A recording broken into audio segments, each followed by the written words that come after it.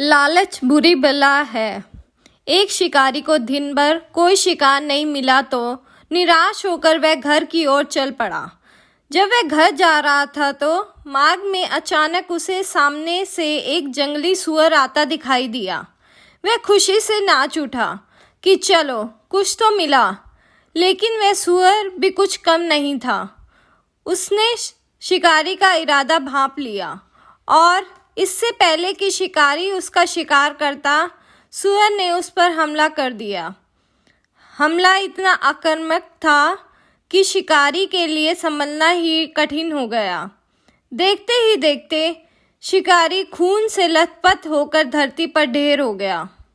मरते मरते शिकारी ने अपनी कमर से लटका खंजर निकालकर सूअर के पेट में घोंप दिया। एक दर्द भरी चीख के साथ सूअर भी शिकारी के साथ ढेर हो गया। तभी घूमता हुआ एक गीदड़ भी वहां आ पहुंचा। जब उसने वहां सूअर और शिकारी की लाशों को देखा तो वह खुशी से नाच उठा और मन ही मन कहने लगा, आज ना जाने सुबह सुबह किस भले प्राणी का मुंह देखकर चला था जो एक नहीं दो दो शिकार मिल गए। अब तो कहीं दिन का भोजन मिल गया, पेट भर के खाऊंगा और आराम से सो जाऊंगा। गिद्दड़ लाशों के पास ही बैठ गया।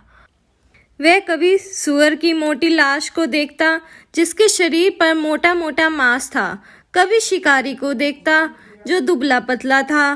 पास ही शिकारी के तीर बिखरे पड़े थे, उनके साथ ही पड़ी टूटी कमान। इस कमान की तन भी तो चमड़े की थी। 3 प्रकार का मांस था। अब वह ये सोच रहा था कि पहले किसे खाए किसे ना खाए। गीदड़ कुछ देर तक इधर उधर घूमकर देखता रहा।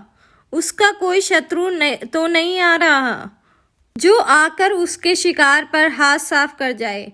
वह शिकारी और सूअर की लाशों के निकट आ गया। उसने सूअर के पेट में लगे खंजर को बाहर निकाल कर देखा।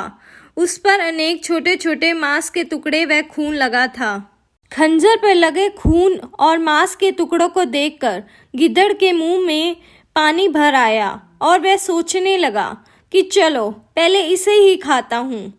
गीदड़ ने तेज खंजर को मुंह में डालकर मांस के टुकड़ों को खाना शुरू किया तो खंजर की नोक टूटकर उसकी सांस के साथ ही चली गई।